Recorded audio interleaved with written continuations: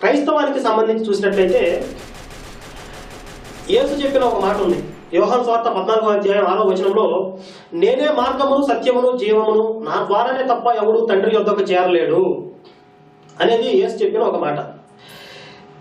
దీనికి ఈ క్రైస్తవ ప్రచారకులు చేసే వ్యాఖ్యానం, వాళ్ళు చేసే ప్రచారం ఏంటంటే, యేసుని నమ్మితే తప్ప, యేసుని దేవుడిగా దేవుని కుమారుడిగా ఒప్పుకుంటే తప్ప ఎవరు కూడా పరలోకం వెళ్ళలేరు, అలా ఒప్పుకోని వాళ్ళందరూ నరకానికి పోతారు అనేది క్రైస్తవ ప్రచారకులు చేస్తున్నటువంటి ప్రచారం.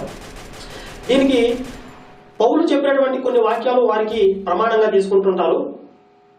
పౌలు చెప్పినటువంటి కొన్ని వాక్యాల్లో ఎఫెసీయులకు 1:7 అందులో క్రీస్తు రక్తం వలన మనకు పాపక్షమాపణ కలిగి ఉన్నది అని చెప్పి ఒకటి చెప్పాడు.